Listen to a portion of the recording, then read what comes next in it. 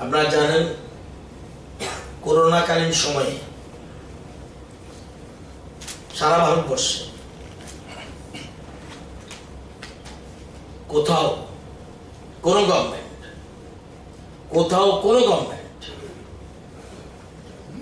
Except West Bengal কর্মচারীদের DA এবং DR দেয়নি। আর্থিক সংকটের কারণে পশ্চিমবঙ্গ ছাড়া পশ্চিমবঙ্গ দিয়েছে জানুয়ারিতে 3% দিয়ে দিয়েছিল, তাও নির্বাচন সামনে সেজন্য দিয়েছে বোধ আমি জানি না। আমাদের রাজ্য সরকার আজকে release four installment of DA/DR at the rate of 3% over the revised basic pay/revised basic pension to the state government employees/pensioners respectively with effect from 1/3/2021 অর্থাৎ মার্চ মাসের বেতন যেদিন পাবে, মার্চ মাসের বেতন পায় সাধারণত 1 তারিখ এপ্রিলের, সেদিন মার্চ মাসের বেতনের সাথে ওরা এই নতুন 3% দিয়ে পাবে। টোটাল আমাদের রাজ্যে 1,10,517 জন 1,10,517 জন regular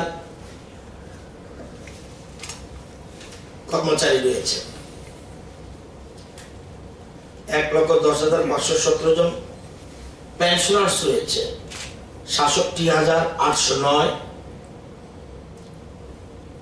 DRW/contingent /monthly rated/fixed pay/part-time etc. workers এরকম সংখ্যা রয়েছে 12,178। টোটাল 1,90,504 জন কর্মচারী এবং পেনশনার্স তা এই বেনিফিটটা পাবেন। এর মধ্যে গ্রুপ এ 4,839 জন, গ্রুপ বি 4,478 জন, গ্রুপ সি 80,884 জন, গ্রুপ ডি 20,316 জন।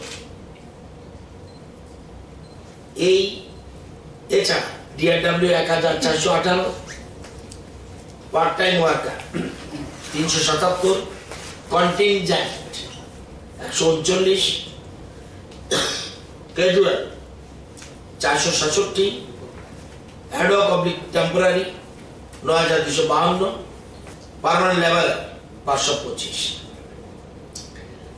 পেনশনার যে সংখ্যাটা বলছি 67,809, এর মধ্যে সুপারনিউশন পেনশনার ছিল 51,618 আর ফ্যামিলি পেনশনার্স তাদের সংখ্যা 16,191।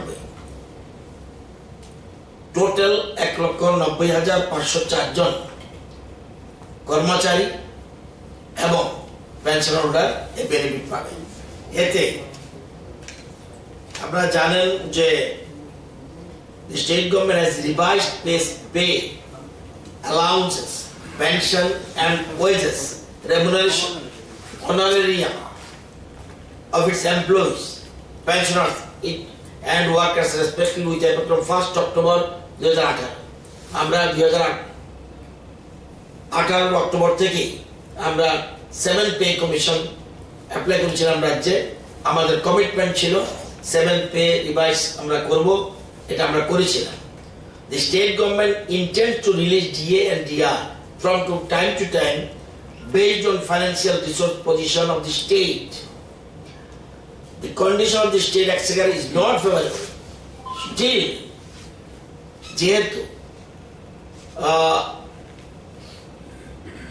সবকিছু বিচার বিবেচনা করে 18 আমরা করলেও এরপর আমরা দিতে পারিনি, কিন্তু ভারতবর্ষে কোথাও না দিলেও আমরা 3% দিয়ে আমরা দিয়েছি। এর জন্য আমাদের খরচ যাবে টোটাল 320 কোটি 320 crore। মার্চ মাসের জন্য যাবে 24,61,00,000। এই যে মার্চ মাসের বেতনটার সাথে অতিরিক্ত, আর 21-22-এর জন্য যাবে 295,39,39,00,000। এটা আমাদের কোষাগার থেকে যাবে। আপনারা জানেন কেন্দ্রীয় সরকার জানুয়ারি 2020 থেকে আপ টু জুলাই এখনো 2021 পর্যন্ত ডিউ টু করোনা ফ্রিজ করে দিয়েছে। জানুয়ারি 20 থেকে জুলাই, আগামী জুলাই 21 পর্যন্ত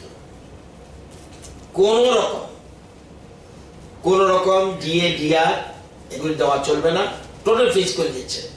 আমরা সাধারণত কেন্দ্রীয় সরকারের যে ডিএ এর সাথে এটার উপর ডিপেন্ড করে আমরা দিই, যদিও কেন্দ্রীয় সরকার দেওয়া রাজ্য সরকার একটু পার্থক্য রয়েছে, আমাদের রিসোর্সের উপর ডিপেন্ড করে। তবুও আমরা এই মুহূর্তে আপাতত 3% ডিএ আমরা এবং ডিআর আমরা দিয়েছি। তো এটা রাজ্য সরকার আজকে মন্ত্রিসভা আজকে এটা অনুমোদন দিয়ে দিয়েছে। এটাতে আমাদের দায়িত্ব আপনাদেরকে জানানো।